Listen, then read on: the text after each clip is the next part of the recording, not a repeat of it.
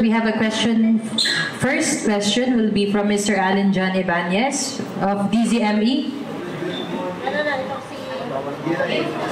Go ahead, sir. Ay, sir, si Ian Cruz po ng GMA Integrated News. Sir, itong sa kidnapping case, paano po natin na-solve ito? Pakipaliwanag lang po, sir. Well, may mga detalye mamaya na sasabihin si General Cancilao, no? Sa AKG. Pero ito, maliwanag ito na produkto ito ng early reporting. May cooperation kaagad ang biktima. Though may mga negotiations na ginawa sila, pero eventually they trusted us and gave us the confidence and support. Kaya nagawa namin ito na mahuli talaga itong 12 ang tao natin dito. 12, 6 na foreigners at 6 na Pilipino ang nahuli natin dito. Congratulations, sir. Sir, pwedeng lumipat lang ako ng isang topic? Sa missing sa Bungero, sir. Sir, kasi marami pong nakuha doon na allegedly may mga buto na nakuha doon sa Taal Lake. Nandito na po ba sa Camp Crame yun? And gaano po katagal lalabas ang resulta and yung cross-matching sa mga pamilya po nito mga missing sa Bungeros? Okay. In terms of cross-matching, kumuha na kami ng mga standards sa mga kins, sa mga kapamilya ng mga missing sa Bungero. Pero, for the details of this case, we are deferring to the spokesman or to the direction of the DOJ. The DOJ is the one leading, and we are fully supporting and providing the technical support, especially on the processing of the remains that are recovered in Taal by our divers from the Philippine Coast Guard naman. So this is a whole government approach, and the DOJ has the lead. So please direct your questions to the SOJ and his deputies or his authorized spokesman. Yes, sir. Pero sir, can you just state lang po yung projection natin? Gaano katagal yung buong process na ma-cross-match? Well, ang cross-matching ng mga remains to the possible kins na nagbibigay ng mga standards is madali lang, mabilis lang naman yan. Pero hindi natin mabigyan talaga ng oras dahil hindi nga natin alam ang mga complications na mag-arise kasi this is a technical process, very technical examination. So I just would like to give a timeline for it. Sir, kay alias Totoy, kumusta po yung pagbibigay natin ng seguridad sa kanya? As the moment, ganun pa rin. We are giving him protection bilang isang witness and whistleblower dito sa ating iniimbestigang insidente. So, the PNP is of course committed to ensure safety para makita natin, may parating natin hanggang dulo ang kaso na ito. Thank you very much, sir. Ma'am, go ahead. Thank you. Sir, last na lang. Sir, nandito na po ba sa forensic group yung mga remains Yes, na may nakuha? mga remains na dumating sa forensic group. May mga remains na na-transport galing Batangas. And we have already, para sa mas mabilis na proseso, we have already directed the crime lab of Region 4A at saka yung Batangas to already move forward to the operations para sa operations area para mabilis na ang pag-transport at pag-process nitong mga na-recover ng mga scuba divers natin. Sir, isa na lang po. Sir, si alias Totoy daw mamaya pupunta sa NAPOLCOM para panumpaan yung kanyang affidavit at magsasampa ng kaso laban doon sa mga pulis na binabanggit niya. Ano po reaction ng PNP? Well, that is the latest schedule and we fully support him because we need his affirmation to start the ball rolling on the administrative side of this case. Sir, nag-iimbestiga na po ba ang PNP doon sa SAIC daw, leader ng SAIC, team ng SAIC na nabaril ko sa Cavite? Yes, our CIDG Cavite is on top of the situation. We are looking at various angles regarding this case. Thank you, sir. Thank you very much. Sorry, isa lang on my part. Identify na ba kung yung mga remains ba na nakuha ay sa tao talaga or... Halo-halo, no? Kasi alam niyo naman na may farm yan dyan sa lugar na yan. May farm. Ang Taal ay farming yan. So, andyan na lahat na makikita natin. May mga na-recover na mga animal remains, may human, at mix-mix na ang ating mga tinitingnan ngayon na mga... Kaya kasama sa ating processing dyan, ang pag-differentiate kung ito ba ay animal origin or human origin. Sir, last na po talaga. Yung may binabanggit si Patidongan, isang pulis daw po may-ari ng palaisdaan sa Taalik na pinagdadalhan di umano nung mga pinatay umano ng mga sabungero. Kasama po ba siya na nasa restrictive custody ng PNP, sir? All of those are still under verification. Ano? All of those, we just don't want to jump the gun on this case. Mamaya pala susumpa ni Patidongan ang lahat na kanyang sasabihin doon sa Napolcom. So, I would like to let the case move forward muna bago tayo magbigay ng statement. Thank you very much, Salamat ma'am and din. sir. Once again, our Chief PNP, Police General Nicolas Torre III, sir. Thank you very much, sir. For other specifics of the kidnapping case involving a foreign national, we have with us the acting director of anti-kidnapping group, General Cansilao. So you may ask your question to him, sir. Good morning, sir. Sir, ilan po ang biktima na kidnap at ano po ang background nitong biktima? Okay, magandang umaga po sa ating lahat. So, ang insidente po ay nangyari noong July 1, kung saan ang biktima dito ay isang construction supply seller, no? At ito po ay nakarating sa ating opisina at kung saan ay nag-cognizance po tayo noong July 3. So magmula nung po kami po ay nagsagawa na ng mga surveillance hanggang sa mga maka-obtain tayo ng mga possible persons of interest. So atin po na pinagmatyagan ito na kung saan ay umabot ito ng halos 12 araw bago nating naisagawa itong ating ikinandak na successful rescue operation. So ating pong nakumbinsi doon kung saan ito inilagay nila itong biktima sa isang safe house doon sa Batangas. And follow-up operations na sinagawa natin ay nagkaroon tayo ng mga arrest sa lugar dito sa bandang Pasay, Makati at Imus sa Cavite, kung saan ay sa kabuuan tayo ay nagkaroon ng 12 arestado. 6 dito ang Chinese national, 6 din dito ang Filipino nationals. At dito po ay tayo po ay nakarecover ng 2 baril, pera na nagkakalang mahigit 1 milyon. Nakarecover tayo ng ganon.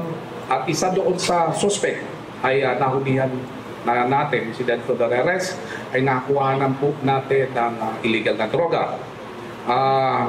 At nakita rin po doon isa-isa sa mga sasakyan nito ay mayroon pong mga uniforme ng bagong patay na uniforme ng security guard, pati na rin na police. At ating po, sa initial po na ating interview dito sa biktima, ating po napag-alaman at dito sa investigation na isinagawa natin sa mga nahuli ng mga suspects ay ating pong nalaman na ito po ay responsible doon sa mga previous kidnapping. And also, we were able to prevent ng supposed to be na isasagawa nilang isa pang kidnapping na kung saan ay sabi nga doon na ito daw na next na kanilang target na may bantay ay kanilang unang uunahin na itirahin bago nila kukunin. So, yung ating matagumpay na pag-rescue dito sa biktima ay nagdulot upang sa ganon ay ma-prevent natin ang isang other possible kidnapping. And also, we were able to the involvement of this arrested suspect doon sa mga previous kidnappings na nangyari po sa atin. Sir, yung background ng 6 na Chinese national, ano po ang background dito? Dati ba silang mga... We're still coordinating with the top of the including doon sa... Pogo ba? Oh, yes. So sa amin sa ating po sinasagawa pa yung ating investigation. Sir, sabi mo may nakuhang mga uniforme ng pulis. Yes. Doon po sa 6 na Pilipino, meron bang pulis doon na suspect? Oh, wala po. Mga civilian po. Mga civilian. Thank you, sir. Sir, anong kaso ang isasampan nyo doon sa 12 suspect?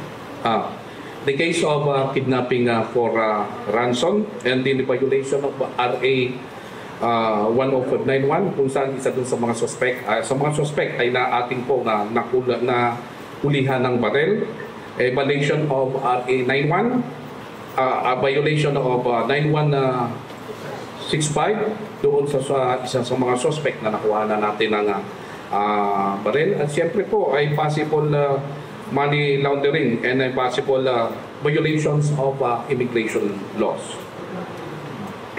At nandun din kasi marami tayong nakita pala ng mga IDs and also falsifications of document for using fake document. Sir, magkano po yung ransom na may nakuha ba? May naibayad na ransom?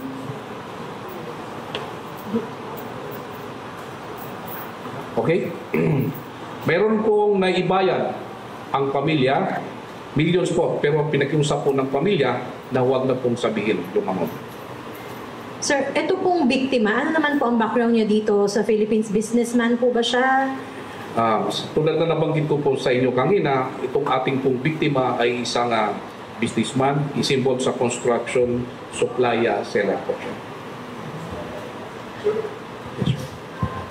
Morning, sir. Good morning, sir. First time na sa isang operation, 12 ang nahuli suspects within a period of several hours lang. Yung past kidnappings, walang nahuli. Can you tell us why ganito nangyari ngayon, sir? Hindi naman siguro batid sa inyo na ang unit na ito ay dati ko pong unit with Police Anti-Crime and Emergency Response. At yung ating pong mga idea noong araw ay nai-apply po natin ngayon. And also, sa pakikipagtulungan na rin natin sa iba pang mga ahensya, and also, lalong-lalo na pag-provide ng mga information sa atin ng ating Director for Intelligence. So, nakatulong ang mga to ng mga kung saan ito ay nagdulot ng ating matagumpay na rescue operations.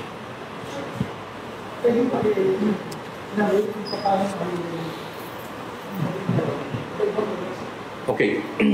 Itong 12 ay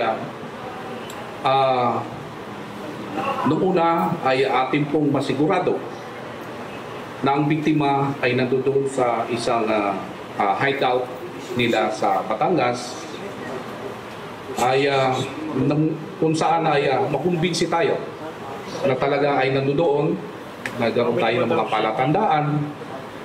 Ito ay masusis nating pinag-aralan kasi nga naman it is our primordial concern is the safety of the victim, no? Noong ating pong masigurado, ayun po ang ating sinagawa ng ating operation. At ngayon po ay nagdulot nga ng ating pagkakaresto doon sa biktima at pagkakaresto ng dalawa. So ngayon ay itong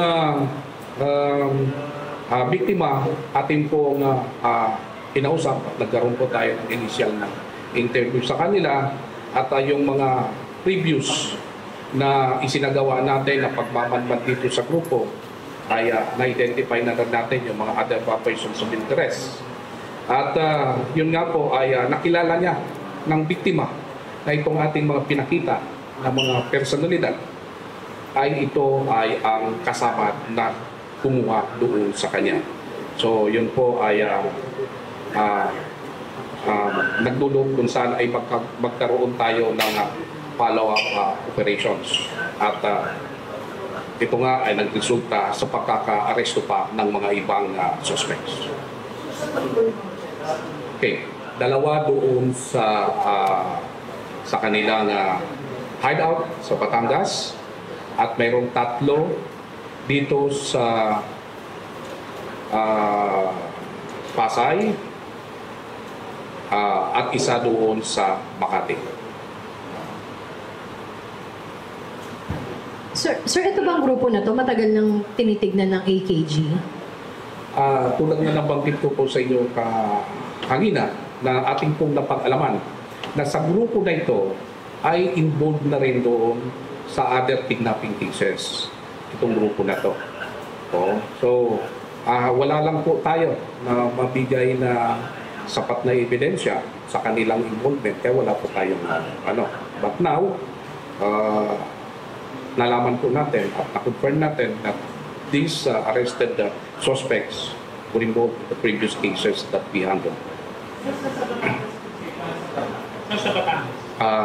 Pagpamin niyo po, kung di ko sasabihin sa inyo, basta somewhere in Batangas. Sir, kung kinidnap yung Chinese, nagpanggap ba silang police or security? Hindi po. Ang nangyari ay ang kaibigan nitong biktima na nasa China ay supposed to be ibebenta mo yung sasakyan ng kaibigan niya na from China. Siya lang ang magdadala. Pati swapin, dadalhin niya itong sasakyan. Doon na isinagawa yung pag sa kanya.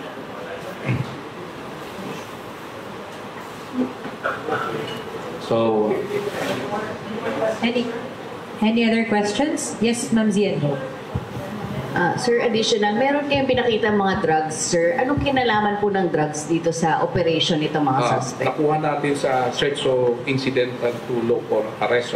Kung makuha natin yung isa sa mga suspect, ay ating pong nakita yung possession ng droga na yun. Ibig sabihin, involved din sila sa drug operation, sir? Ating pong in-investigate pa yun. Okay. But for now, yun po ang ating Okay, kamusta naman po yung biktima? Sinaktan po ba siya? Opo, kasi nung una, base doon sa interview na yung sinagawa namin sa kanya during the conduct nung kinuha siya ay pinukpok sa ulo ng baril. Okay. Thank you, sir.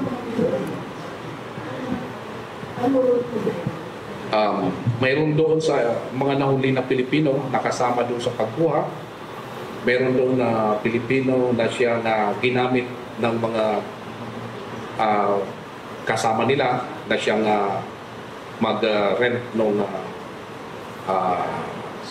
ng hideout.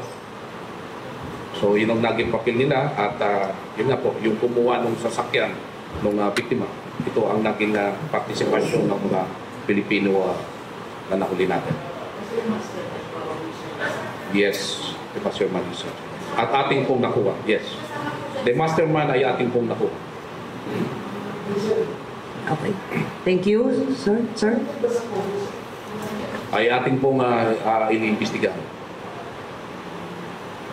Okay. Thank you, sir, ma'am. Any more question for General Cansilao? If none, probably we can excuse General Cansilao unless you have other questions, other issues. So, with that, maraming Okay salamat na po siya. Salamat po, sir. Thank you very much, sir.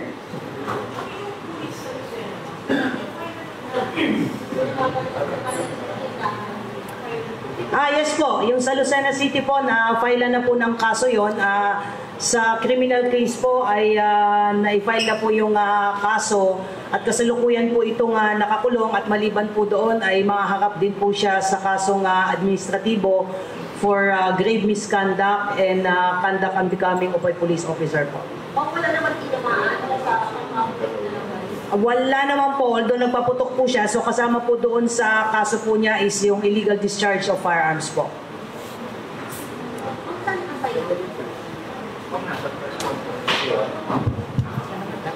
At anong rango ba?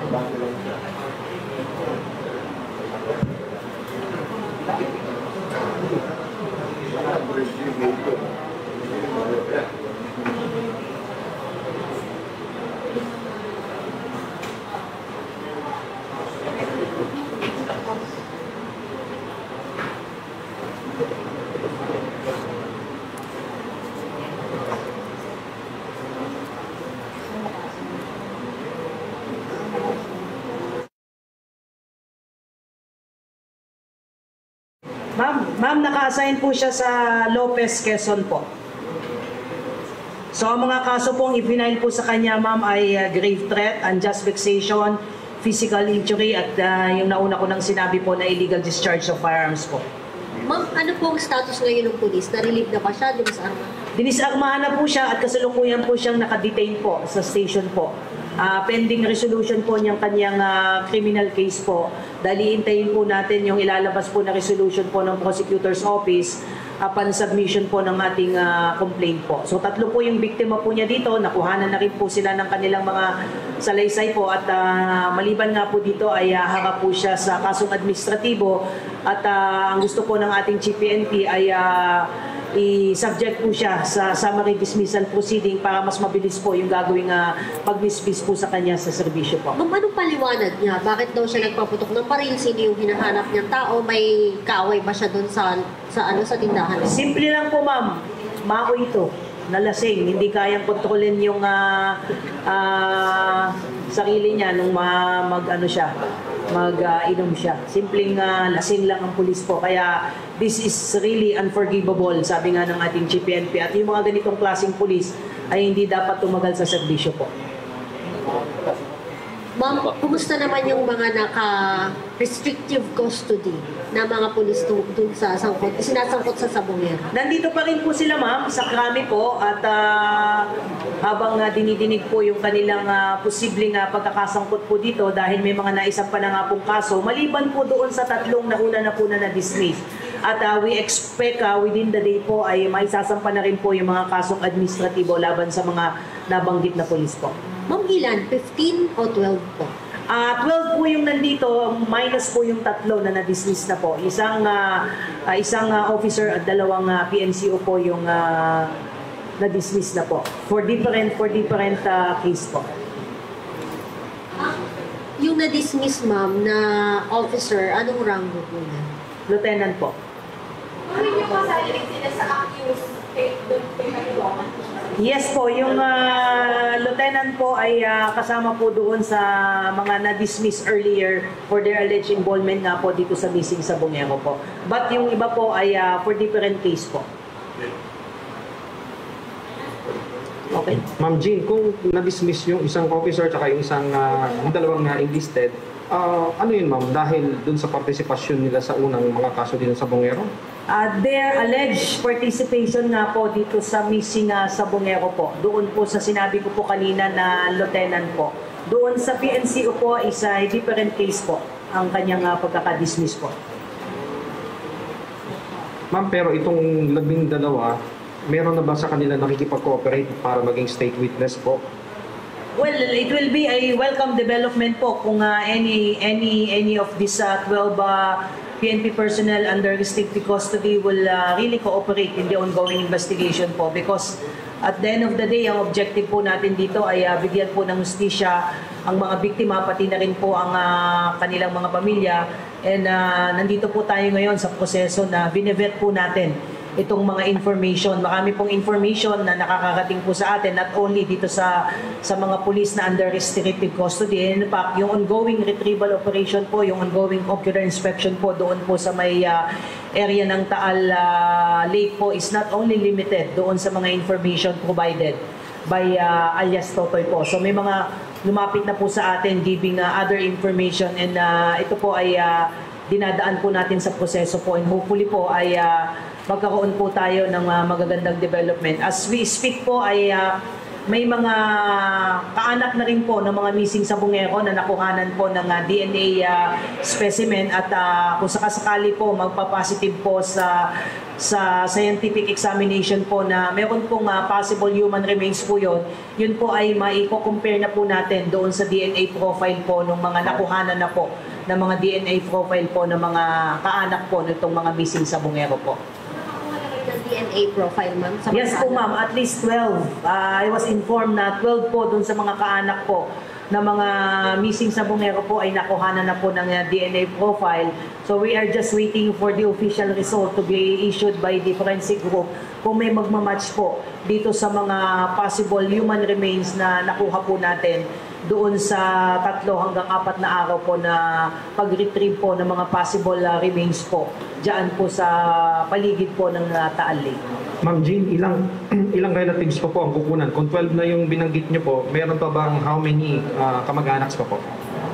Well, as it is po, may 34 po na cases na hawak po ang CADG. Probably we can start from there. But if you will believe yung pong mga allegation and statement po ni alias Totoy po, ay he is claiming na this is not only 34 but more than 100. But for purposes of comparison po, ay doon po tayo nakatutok dito po sa mga kaanak po ng 34 missing sa Bungero case na hawak po ng CADG. But we are not closing our doors. If there are kins po ng mga possible victims po, ay open po ang CADG para kuhanan din po sila ng DNA specimen po. Ma'am Jean, lastly, once na may mag-positive na doon sa cross-matching, ano na po ang next step para sa PNP? Well, if there will be a positive match po, I definitely it will be a biggest development in this case po. Ika nga, parang major breakthrough po yan because this will prove our earlier assumptions na talagang pinatay na talaga itong, at least we're talking about the 34 missing sa Bungeros na hawak na cases na hawak po ng CADG. Kung sakasakali po na may talagang possible human remains na nakuha po o na iangat po in the past few days po, this will be definitely a major breakthrough po sa PNP po. At of course, again, ang hinihingi ng mga pamilya yung closure eh. Sabi nila, parang sa kanila, parang tanggap na nila na wala na yung kanilang mga kaanak. Ngayon, kung makakaroon po ng positive match, that would definitely be a closure on the part kung sino man po doon ang maimamatch po yung possible remains po. But let us wait po. Like I said earlier, let us wait po doon sa official findings po ng forensic group. We don't want to preempt po yung official findings po nila. But we will continue validating po yung other information provided not only of alias Totoy but again other possible witness that may come forward po to give information. Yes, ma'am. Si Counselor, si Counselor po ng RMP,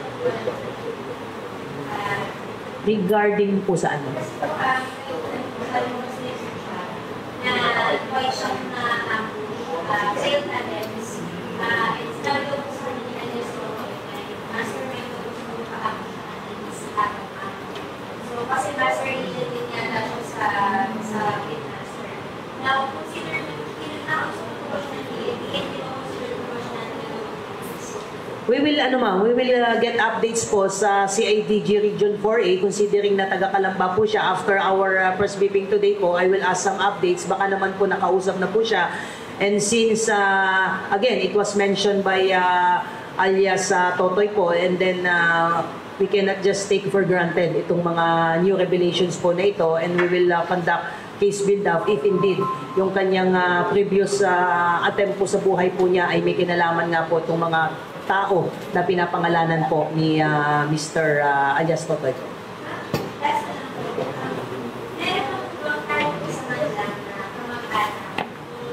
Wala na sa 34. Ito sa considering the rest ng 100 sa Bungeros na pupunta na tumawag sa CN para mag-sabi. Baka iwanan na meron po pupunta sa 34 na meron po ibang mga We will just have to check again, ma'am, and get updates from CADG. As far as I know po, yung 34 po na missing sa Bungero po yung talagang nahawakan po na kaso po ng CADG, meaning yung mga mismong pamilya po nila ang lumapit po. But since there are new revelations po na lumalabas po ngayon, and probably we can take this opportunity also para manawagan po doon sa ibang mga kababayan po natin na posible na may mga kaanak po na hinahanap at posibleng may kinalaman dito sa ganitong similar incident po ay bukas po ang opisina po ng PNP, lalong-lalo na po ang CADG para kuhanan po sila ng statement at maaaring makapagbigay po sila ng additional information that will help us and aid us in conducting case build-up din po.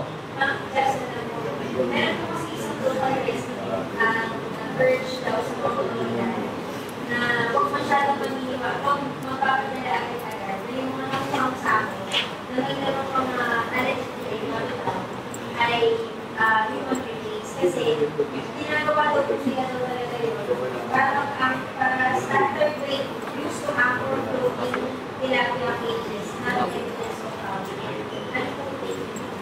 Well, ang take po natin dyan, ma'am, ay hindi natin po pwedeng basta iisang tabi at ibawalang bahala yung mga nakukuha po nating information. That is precisely the reason kung bakit po tayo nagkakandak po ng ocular inspection. Yung ating mga kasamahan po sa Philippine Coast Guard ay sumisisid po para makakuha po ng posibleng ebidensya po.